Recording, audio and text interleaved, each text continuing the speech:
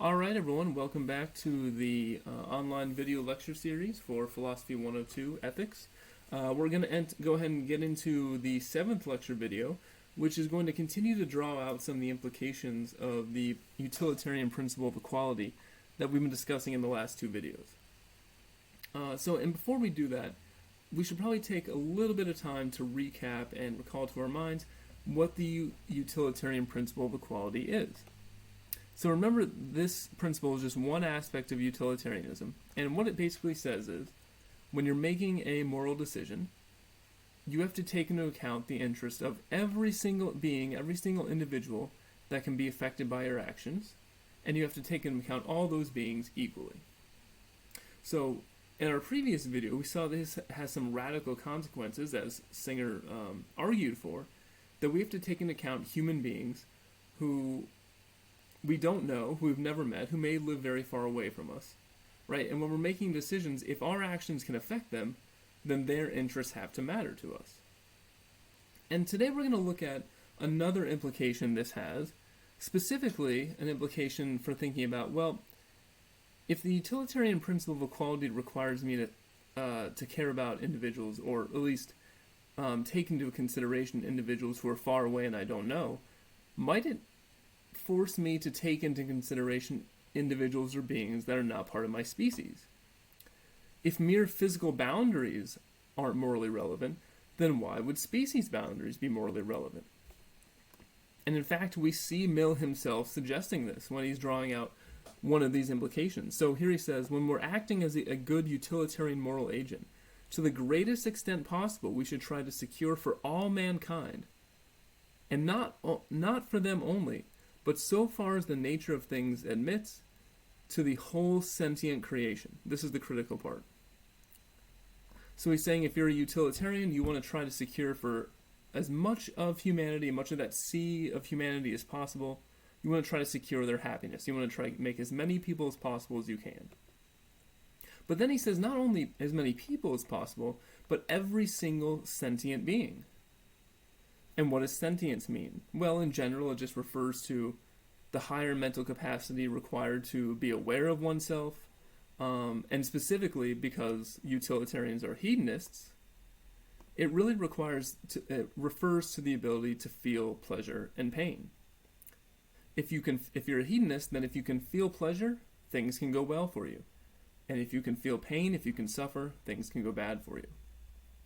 So Mill suggests, but he doesn't really draw out, or he doesn't discuss very much, that his theory is going to imply that non-human animals matter, not just humans. And this is another respect in which, and this is really just a general point about utilitarianism.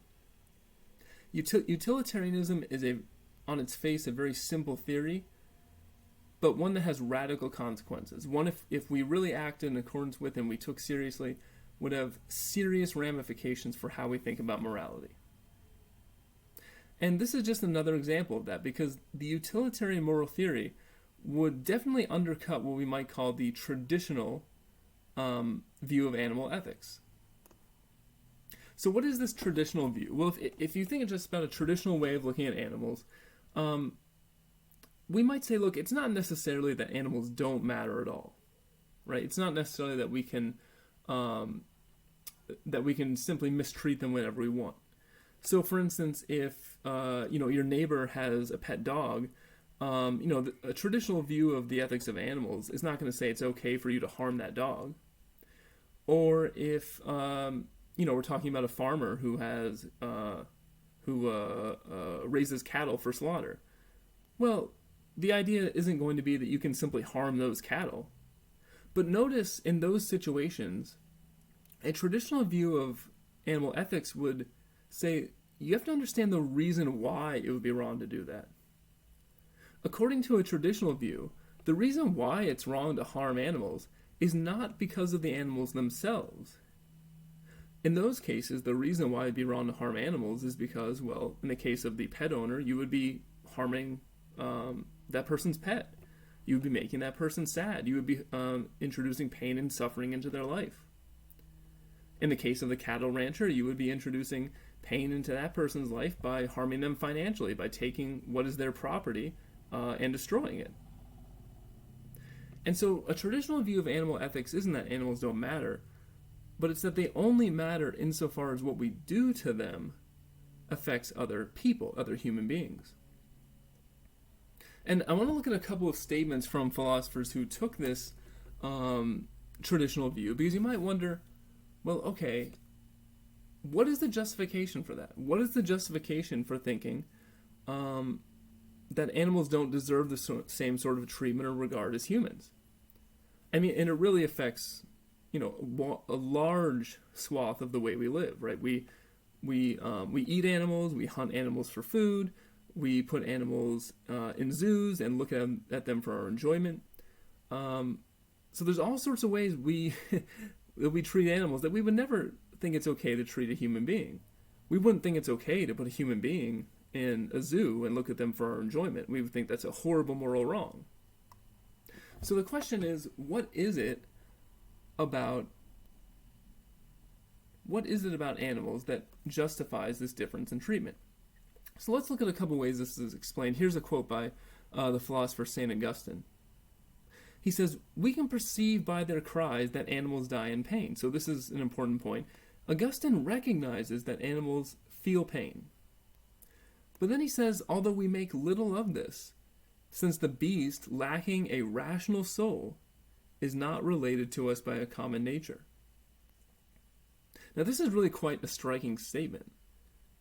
To be able to look at another being that's feeling pain, that's feeling suffering, and say that its suffering is irrelevant, its suffering doesn't matter, simply because it's lacking a rational soul.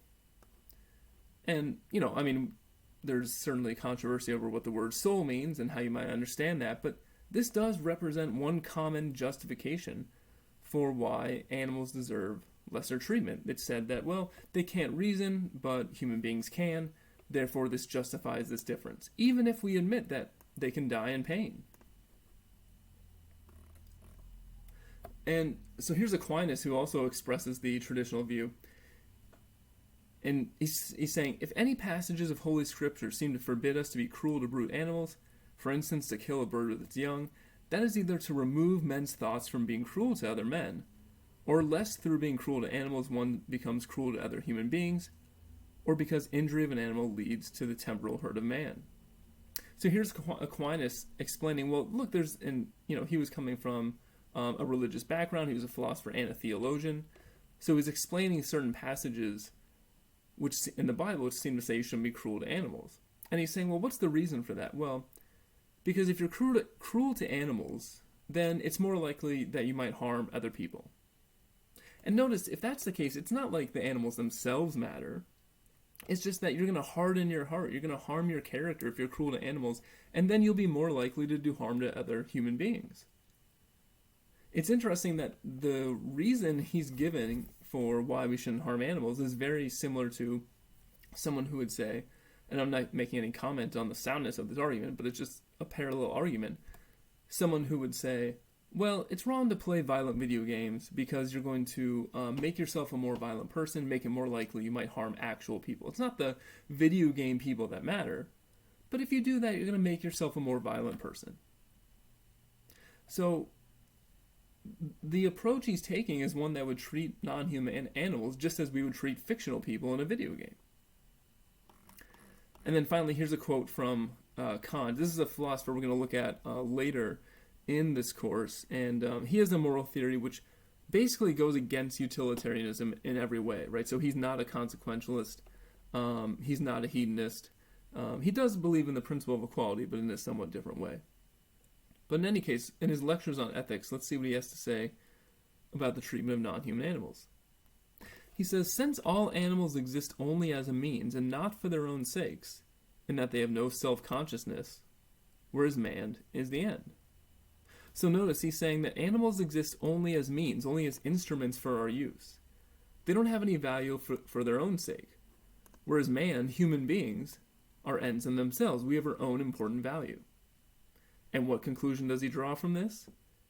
So if a man has his dog shot because it can no longer earn a living for him, he is by no means in breach of any duty to the dog, since the latter is incapable of judgment. But he thereby damages the kindly and humane qualities themselves. So it makes a similar point to Aquinas. If this man shoots his dog after he is no longer of use, it's not a harm to the dog. We don't care about the dog for its own sake. But, you might make yourself a little more hard-hearted, and that's not such a good thing. And why? What is the reason for this? He claims animals have no self-consciousness and that they lack judgment. It's not exactly clear why he would think they lack self-consciousness. That seems like a pretty radical claim, really. But he also says they lack judgment, and this is similar to the claim that animals lack reason. Okay, now actually one further point to make. I want to just pause for a moment, and this is something that is also going to come up in one of the discussion questions. When you're thinking about the traditional view of animal ethics, one thing to think about is come up with a list of all the qualities that you think might justify the traditional view. Like, what are all the differences between humans and animals that would make it such that you'd say, well, look, animals deserve unequal treatment because they lack X, Y, or Z. So we've seen some people point to reason. Right? So think about what are some other characteristics that you might point to? What are some other things that animals lack that we would say justifies us treating them in a lesser way? And then ask yourself a second question, and do this with reason. If we're saying reason is the dividing line, all beings that can reason and have judgment, they get moral rights, we have to treat them well. All beings that cannot reason, we don't have to worry about them. We can treat them in a lesser fashion. We don't have to take their interests into account. Okay, let's say we follow that consistently. Are there any human beings that would imply we also could treat in a lesser way, that we also wouldn't have to worry about from a moral point of view? I won't pursue that question here. I'll leave that for the discussion board, but it is, of course, something to seriously think about. But in this lesson, we're going to look at another argument from Peter Singer. And so this, just to be clear, this is the same Peter Singer that we talked about last time, who had the argument for obligatory charity. And he also has a famous book called Animal Liberation, which you read a short selection from for this week. He has a book in which he defends the idea of moral equality for animals. And here's the way he introduces the whole topic. So the title of the book is Animal Liberation, and he admits at the very beginning, animal liberation may sound more like a parody of other liberation movements than a serious objective. The idea of the rights of animals actually was once used to parody the case for women's rights. And so he goes on to describe this. So this is a philosopher, Mary Wollstonecraft. She wrote a book, A Vindication of the Rights of Woman. She's considered one of the first and foremost feminist philosophers, and basically what she was arguing for at the time, when this was written in the 1700s, was equality for women. For instance, equality in education, for example. And so you would see here making, statements of the following sort. There must be more equality established in society, or morality will never gain ground. Right? Unless we have a more equal, just society where women are included as well as men, we can never have a moral society. So what she's doing in this book in the 1700s is saying, right now we're limiting the sphere of equality of consideration to men. It should be expanded to include women. Okay, now, as you might expect, in the 1700s, this was, of course, a view that met with some criticism. Here was a writer, Thomas Taylor, who wrote a parody of Wollstonecraft's arguments. And what that means is just, he wrote a book sort of making fun of Wollstonecraft's arguments, sort of poking fun at them to show what he believed to be a ridiculous implication. And here in the book was even the title, you can see it's a parody. So Wollstonecraft's book was called A Vindication of the Rights of Woman. Thomas Taylor's was A Vindication of the Rights of Brutes, and brutes was a common word used at the time to refer to animals. So here's what Taylor said. He said, well, look, Wollstonecraft is saying that we have to treat men and women equally.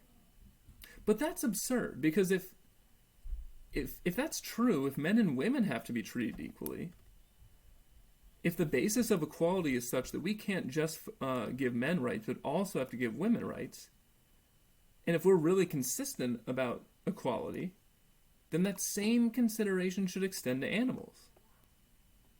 And the point Taylor was trying to make is, well, look, if that's the implication, if giving rights to women means logically we also have to give rights to animals, then there must be something wrong with that first step. It must be the case that really men and women aren't equal and only men should be given consideration.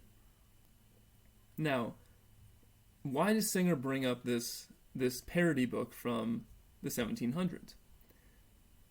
Because Singer agrees with Taylor. He agrees with Taylor in the sense that he thinks if we think that men and women are equal, we should also think that humans and animals are equal. But where he disagrees with Taylor is he doesn't see anything ridiculous about any of this. Singer says, yes, of course, men should be equal to women, and humans should be also equal to animals.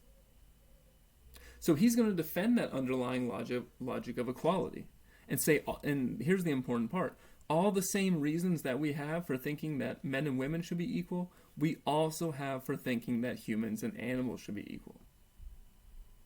Okay, so how does he make this argument?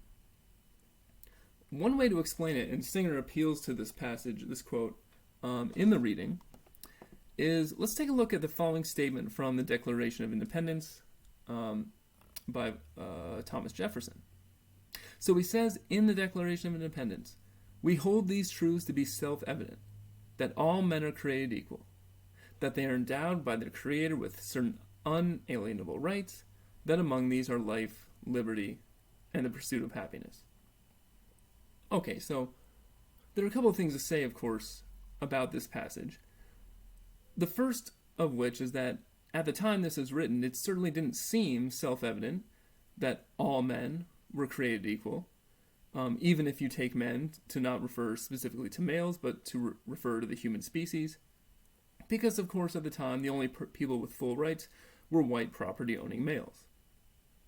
But for a moment, put that aside and think about if we still want to appeal to this quote today, if we still want to look at this quote and say that it gets something right about the nature of equality, even if it, of course, wasn't applied correctly at the time, then think about what it's saying. And suppose we're going to say men just refers to everyone in the human species. Jefferson is apparently saying that it is self-evident that all humans are equal. It's self-evident. Now, on its face, that's a very weird thing to say, because what does self-evident mean? Well, self-evident means more or less obvious. The evidence is right there for you. Anyone who pays attention should be able to see that all human beings are equal. That's essentially what he's saying. But one thing to ask about is that really so self-evident? Is it really so obvious that all human beings are equal? And for it to be obvious, what do we have to be, what meaning must we be attaching to the word equal?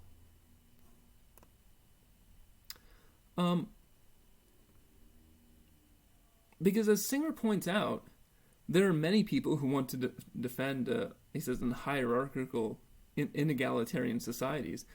He says, those who wish to defend hierarchical, inegalitarian societies have often pointed out that by whatever test we choose, it simply is not true that all humans are equal.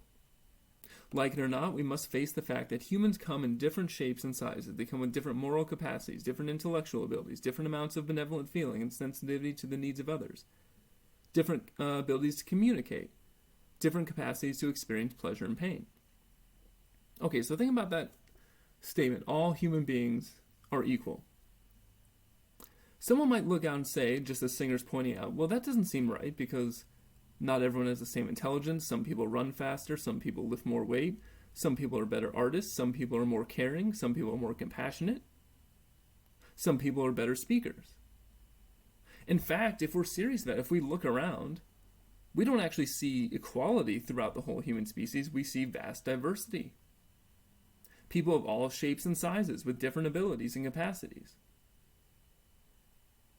So why does this matter? Well, so on the one hand, we have moral commitments like this. This is the first two articles of the 1948 Universal Declaration of Human Rights.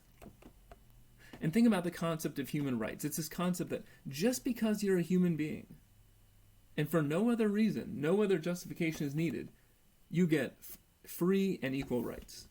And in the first sentence of the first article says, all human beings are born free and equal in dignity and rights. So we seem to have a strong commitment. We want to say that all human beings should be treated equally. Of course, not all human beings have been treated equally. They don't continue to be treated equally. But ideally, that's our goal. We say a perfectly moral society would treat all human beings equally. On the other hand, we know that not all human beings are the same. We have different abilities, different capacities. People come in different shapes and sizes. So how do these two things go together? Okay. That brings up this crucial distinction.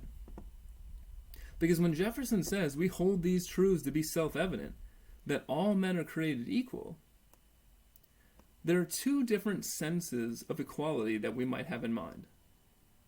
So one might be factual equality. Right? So by factual equality, I just mean two individuals, X and Y, are factually equal if X and Y have exactly the same capacities and abilities.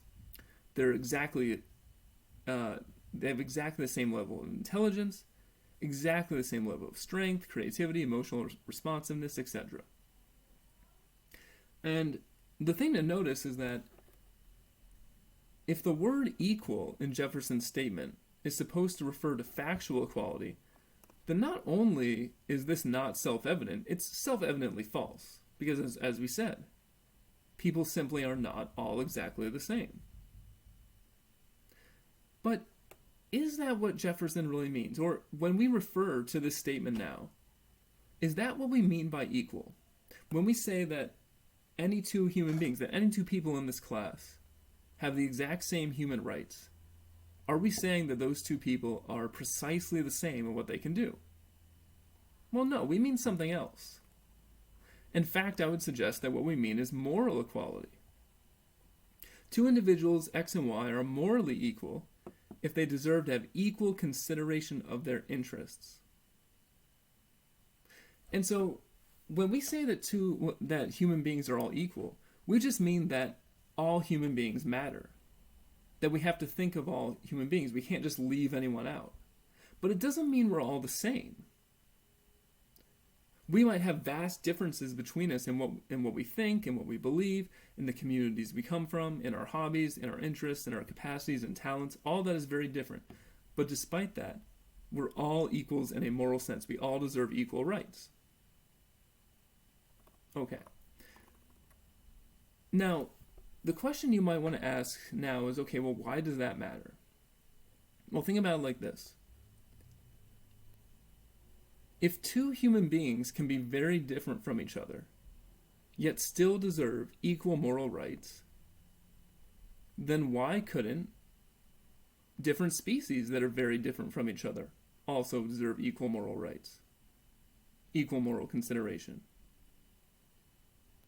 Remember what we said before. At the very beginning, one of the traditional justifications for why animals maybe don't deserve moral consideration is that, well, they can't reason like human beings can. And that's, well, it's not really true they can't reason at all, depending on what you mean by reason. Animals have to figure out how to get around in the world, but they certainly can't reason to the degree that human beings can. Okay, fair enough.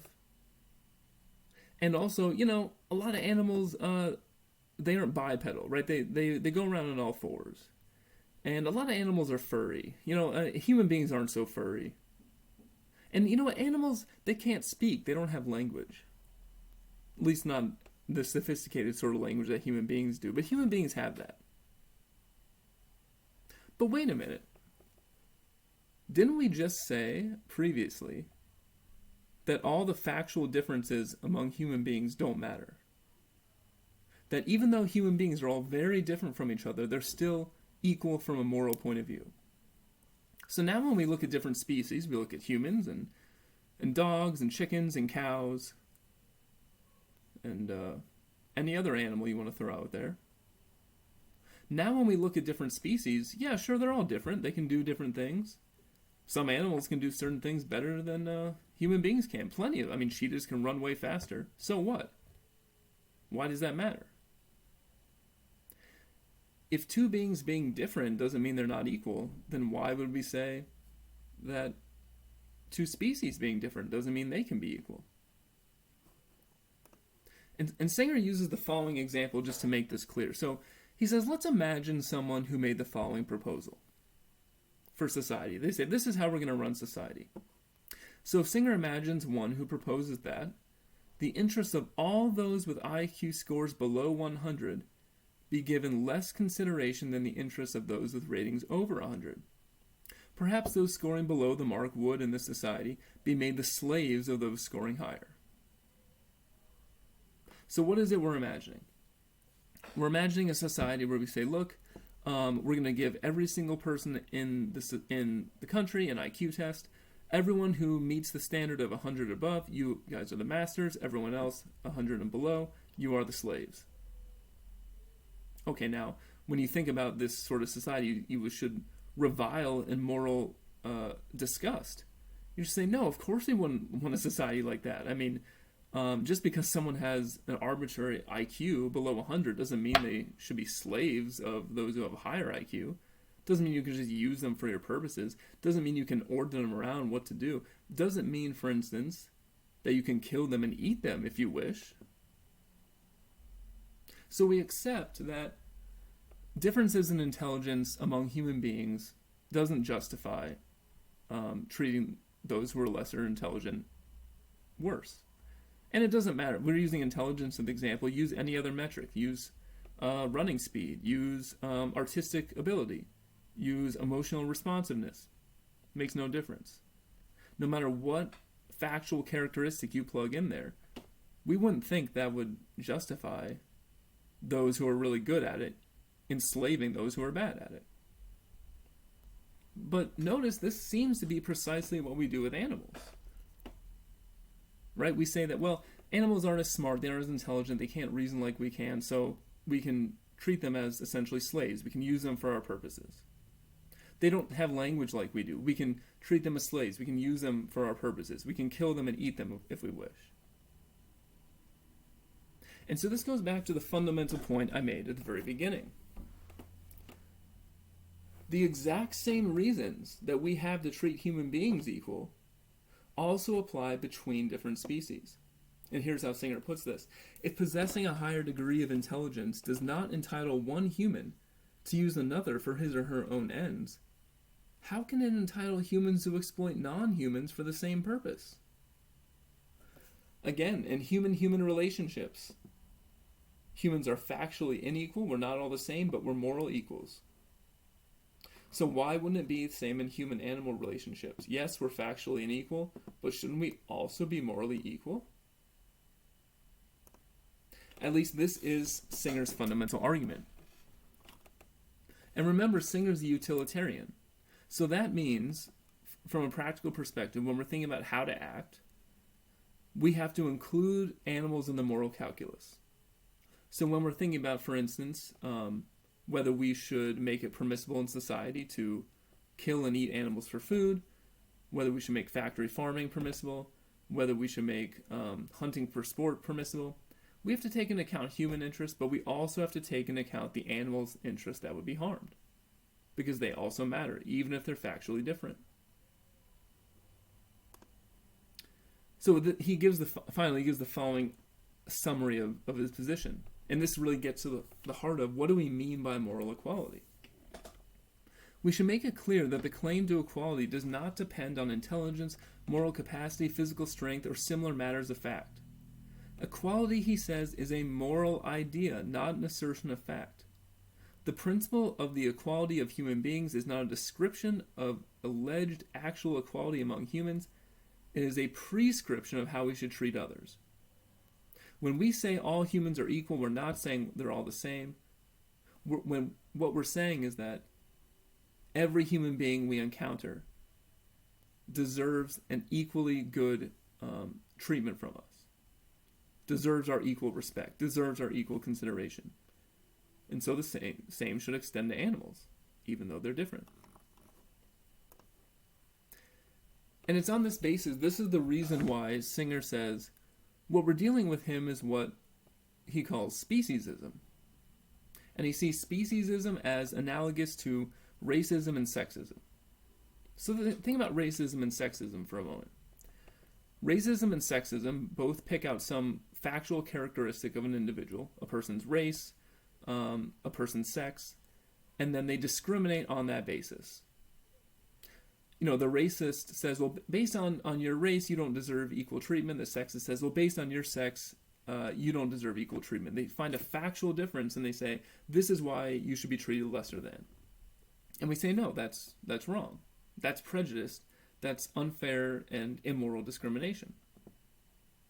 So Singer says, we should see speciesism the same way. What does the speciesist do? The speciesist says, well, that cow or that chicken is not of the species Homo sapiens. They're of a different species than me. Therefore, I can treat them in a lesser fashion. I don't have to treat them with equality.